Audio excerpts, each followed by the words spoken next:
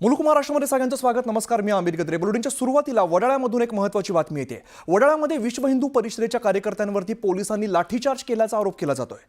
शिवडी भागामध्ये शोभायात्रेसाठी आलेल्या कार्यकर्त्यांना पोलिसांनी ताब्यात घेतलंय। आज सकल हिंदू समाजाकडून या भागात शोभायात्रा काढण्यात येणार होती। पोलिसांनी होर्डिंग आणि बॅनर सुद्धा काढलेले आहेत। कायदा सुव्यवस्थेचा दाखला देत पोलिसांनी कारवाई केली आहे। त्यामुळे वडाळ्यातील वातावरण मात्र आता तापलेलं आहे।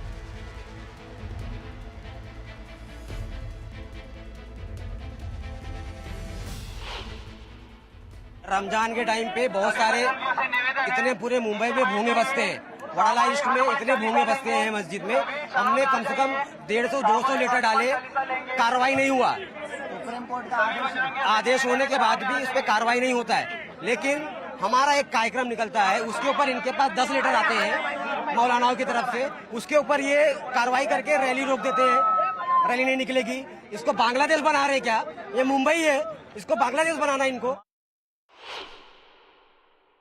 तर महाराजांचा बॅनर या लोकांनी फाडलाय। जर की तुम्ही छत्रपती शिवाजी महाराज चौक ठेवला आहे बॅनर, तर तो बॅनर तुम्ही का फाडला? आणि या लोकांनी सुकट न फुकट लाठी चार्ज केलेला आहे। हे चुकीचं आहे ना। पोलीस आम्हाला सहकार्य करतायत तर तुम्ही ठीकपणाने सहकार्य करायला पाहिजे। तुम्ही असं लाठी चार्ज करून चालणार नाही। कुणाचा शर्ट फाडलाय, कुणाच्या गळ्याला फाडलाय, कुणाच्या हाताला मारलाय, हे चुकीचं आहे। आमच्या प्रतिनिधी सुष्मिता सध्या आपल्या सोबत आहेत। सुष्मिता, सध्याची नेमकी काय परिस्थिती आहे? शिवडी भागामध्ये शोभायात्रा काढली जाणार होती आणि कार्यकर्त्यांना ताब्यात सुद्धा घेतलेला आहे।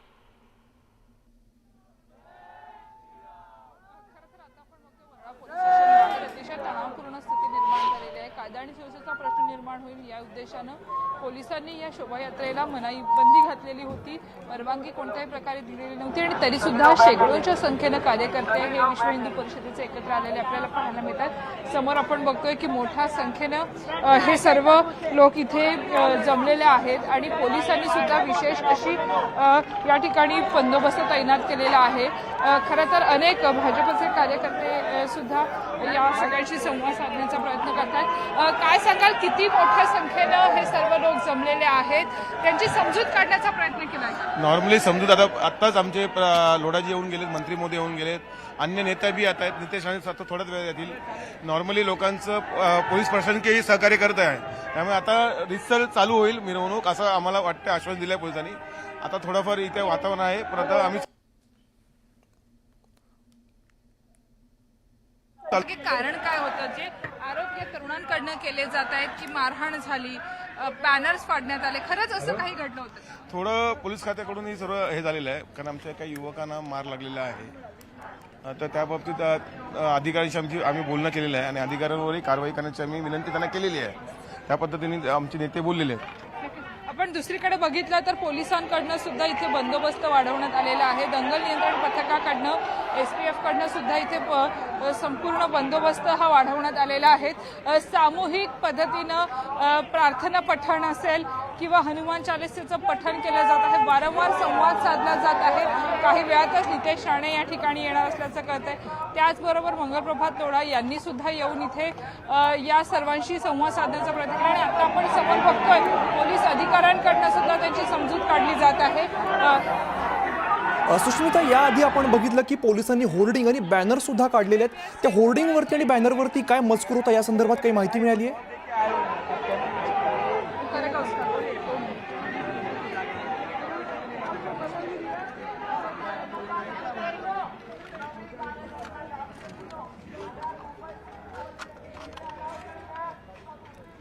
सुष्मिता, आता सध्या पोलीस प्रशासनाकडून काय सांगण्यात आलेलं किंवा कार्यकर्त्यांची कशा प्रकारे समजूत काढली जाते?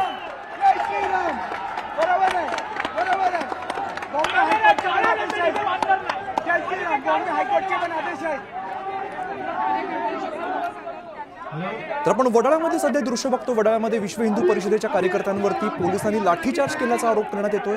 शिवडी भागामध्ये शोभायात्रा काढली जाणार होती आणि कार्यकर्त्यांना यावेळेला पोलिसांनी ताब्यात घेतलेला आहे। आज सकल हिंदू समाजाकडून या भागामध्ये शोभायात्रा काढली जाणार होती। दरम्यान पोलिसांनी होर्डिंग आणि बॅनर सुद्धा काढलेले आहेत। कायदा सुव्यवस्थेचा दाखला देत पोलिसांनी कारवाई केल्याचं सांगितलं जातंय। त्यामुळे वडाळ्यातील वातावरण सध्या आपल्याला तापलेलं दिसतंय। मोठ्या संख्येने आपल्याला कार्यकर्ते बघायला मिळत आहेत, तसंच पोलिसांची सुद्धा तितकीच संख्या आपल्याला दृश्यांमध्ये बघायला मिळते। पोलिसांकडून समजूत काढण्याचा प्रयत्न केला जातोय, कार्यकर्त्यांना शांत करण्याचा प्रयत्न केला जातोय।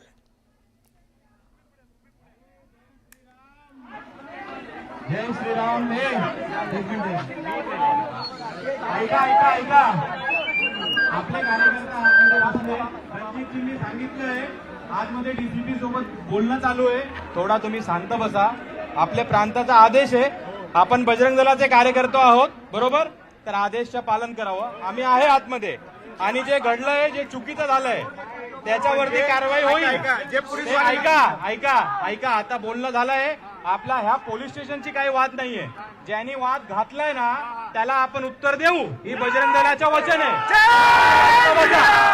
आता कोणी आपण सर्व सुशिक्षित बजरंग दलाचे कार्यकर्ते आहोत. आता आपण काही करणार नाही, ठीक आहे? हा प्रांताचा आदेश आहे, बरोबर? संघटनचा आदेश आहे आणि आपण सर्व संघटनचे आदेश मानणारे कार्यकर्ते आहोत. जय श्रीराम.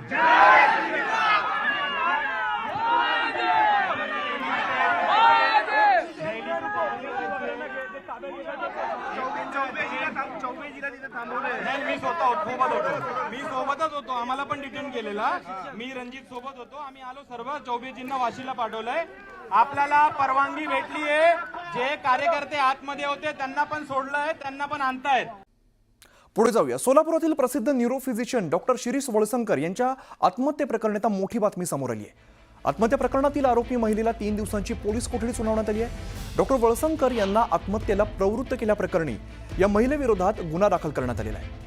वळसंकर यांच्या हॉस्पिटलमध्ये प्रशासकीय अधिकारी म्हणून काम करणाऱ्या मनीषा मुसळे माने हिच्या विरोधामध्ये गुन्हा दाखल करण्यात आलेला आहे. आत्महत्येपूर्वी डॉक्टर वळसंकर यांनी एक चिठ्ठी लिहिली होती आणि यामध्ये मनीषा मुसळे माने हिच्यामुळेच टोकाचं पाऊल उचलत असल्याचा आरोप त्यांनी केला असल्याने त्यामुळे मोठी खळबळ उडालेली आहे. दरम्यान या प्रकरणी सदर बाजार पोलिसांनी गुन्हा दाखल केला असून रात्रीच न्यायालयाची परवानगी घेऊन आरोपी महिलेला अटक सुद्धा केलेली आहे. दरम्यान त्या महिलेला कोर्टामध्ये हजर केलं. त्यानंतर आरोपी महिलेला 3 दिवसांची पोलीस कोठडी सुनावण्यात आली आहे.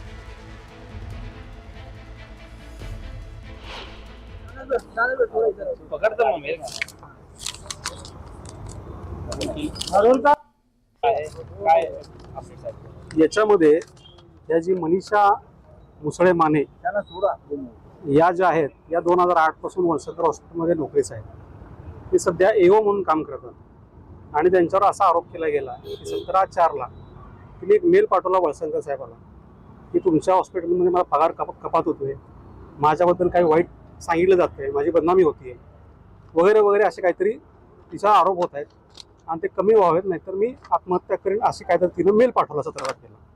17 तारखेला मेल पाठवल्यानंतर डॉक्टर साहेबांनी त्यांना घरी बोलून घेतलं. घरी नाही, हॉस्पिटलमध्ये बोलून घेतलं. हॉस्पिटलमध्ये बोलून घेतल्यानंतर या आरोपीने त्यांची माफी मागितली, लिखित माफी मागितली.